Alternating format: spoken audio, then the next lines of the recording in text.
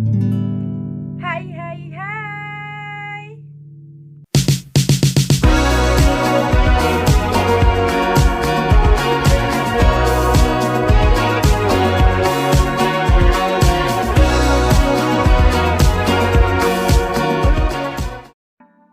Kembali lagi bersama saya Putri Wulandari dengan NIM 2120202118, mahasiswi Universitas Islam Negeri Raden Fatah Palembang, Fakultas Ilmu Tarbiyah dan Keguruan, Program Studi Pendidikan Agama Islam. Seperti biasanya, video ini saya maksudkan untuk memenuhi tugas dari Bapak Dr. Muhammad Isnaini SAG MPD selaku dosen pengampu mata kuliah Pengembangan Media dan Sumber Belajar.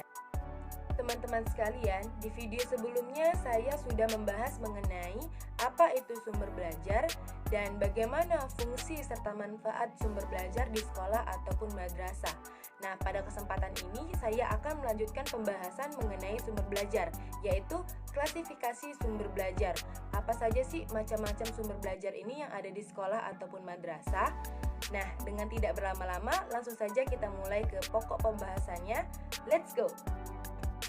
Oh iya, jangan di-skip, ditonton, dan disimak ya teman-teman.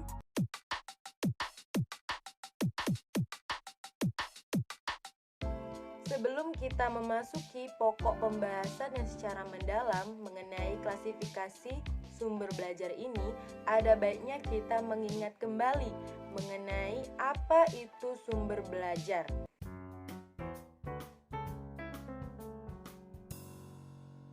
Menurut Kamus Besar Bahasa Indonesia, sumber belajar adalah sesuatu atau orang yang dapat dijadikan tempat bertanya tentang berbagai pengetahuan. Sedangkan menurut Association of Education Communication Technology mendefinisikan sumber belajar sebagai suatu sumber baik itu berupa orang, data, atau benda yang dapat digunakan untuk memberikan fasilitas kemudahan belajar bagi siswa. Nah, dari kedua definisi ini dapat kita simpulkan bahwasannya sumber belajar adalah segala sesuatu yang dapat digunakan dan dimanfaatkan dalam proses pembelajaran yang memberikan kemudahan bagi seorang siswa untuk mendapatkan informasi, pengetahuan, pengalaman, serta keterampilan. Kita sudah mengingat kembali nih mengenai apa itu sumber belajar. Langsung saja kita ke slide berikutnya, pembahasan lebih mendalam mengenai materi klasifikasi sumber belajar ini. Pada mulanya kita harus mengetahui dahulu nih apa saja yang menjadi pokok bahasan dalam klasifikasi sumber belajar ini. Nah, di sini saya membaginya menjadi 4 pokok materi. Materi yang pertama, kita membahas mengenai langkah-langkah apa saja yang harus kita perhatikan dalam mengidentifikasi sumber belajar yang dibutuhkan oleh suatu sekolah ataupun madrasah. Yang kedua, yaitu klasifikasi sumber belajar dalam kawasan teknologi pendidikan. Yang ketiga, klasifikasi sumber belajar dari segi asal-usulnya. Yang keempat, yaitu pengelompokan sumber belajar siswa di kelas. Langsung saja nih kita mulai dari materi yang pertama, yaitu langkah-langkah apa saja yang harus kita perhatikan ketika kita mengidentifikasi sumber belajar yang dibutuhkan oleh suatu sekolah ataupun madrasah.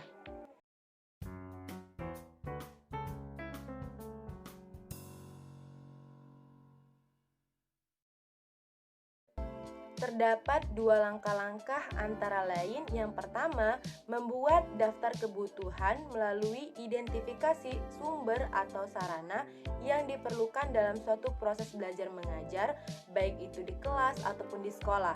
Yang kedua, membuat daftar sumber atau sarana yang telah tersedia, baik itu yang ada di lembaga pendidikan seperti perpustakaan, laboratorium, ataupun media pembelajaran, serta yang ada di luar lembaga pendidikan, seperti halnya fasilitas yang ada di masyarakat. Dalam fasilitas ini tidak berpatok pada benda mati saja, namun juga benda hidup seperti manusia, yang dapat dijadikan juga fasilitas sumber belajar yang dapat memudahkan siswa dalam memperoleh ilmu pengetahuan.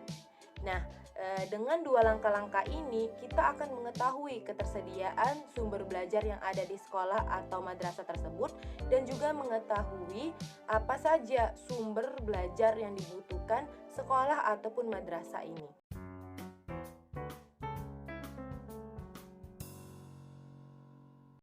Dalam kawasan teknologi pendidikan, sumber belajar diklasifikasikan menjadi 6. Yang pertama yaitu pesan.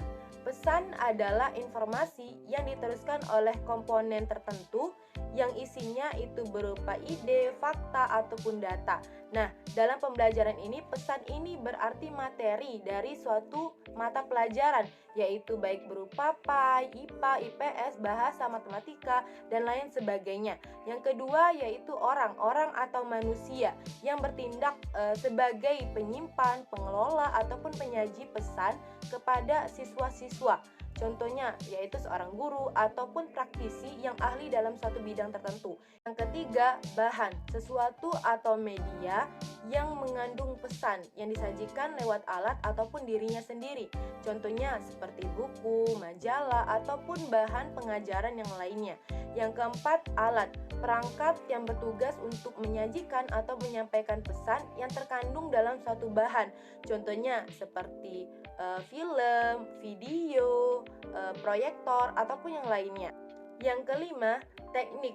Teknik adalah acuan yang disiapkan oleh seseorang untuk menggunakan bahan pelajaran. Contohnya metode diskusi, metode ceramah, metode praktek, simulasi, ataupun demonstrasi. Nah, yang keenam, lingkungan. Lingkungan adalah tempat atau situasi yang digunakan untuk menyampaikan pesan. Contohnya, yang pertama yaitu lingkungan fisik seperti gedung sekolah, laboratorium, perpustakaan, museum, dan lain sebagainya.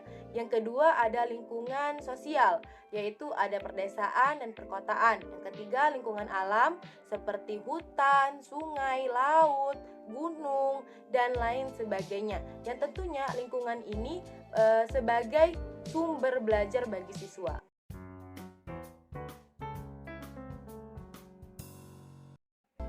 Dilihat dari segi asal-usulnya, sumber belajar ini dapat dibagi menjadi dua.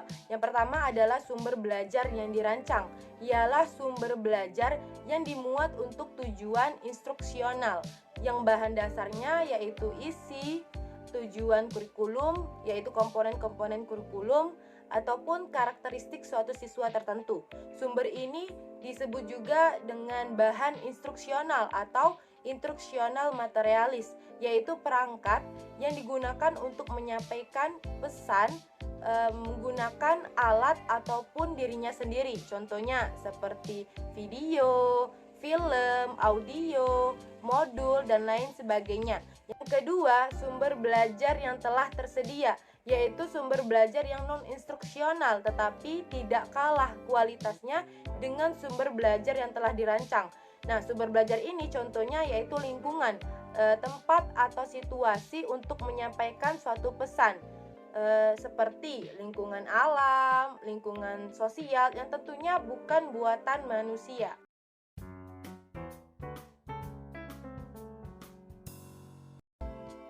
Pokok bahasan kita yang terakhir yaitu pengelompokan sumber belajar siswa di sekolah.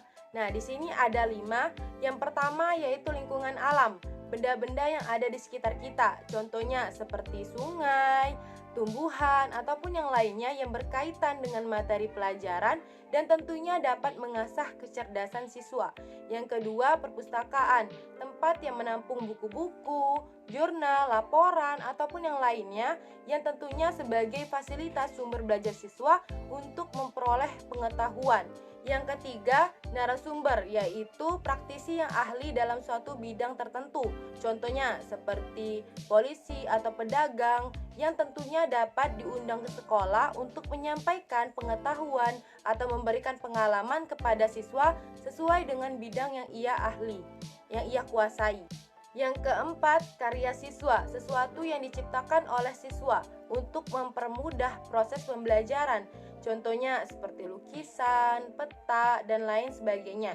Yang kelima, media elektronik, baik itu yang telah tersedia ataupun yang diciptakan. Contohnya yaitu seperti komputer, internet, radio, proyektor, dan lain sebagainya. Oke, teman-teman sekalian, itu saja yang dapat saya sampaikan dari pembahasan ini mengenai klasifikasi sumber belajar. Jika ada kesalahan, saya memohon maaf, kepada Allah saya memohon ampun. Dan jika dirasa video ini bermanfaat, jangan lupa di like, comment, and subscribe. Saya akhiri. Wassalamualaikum warahmatullahi wabarakatuh.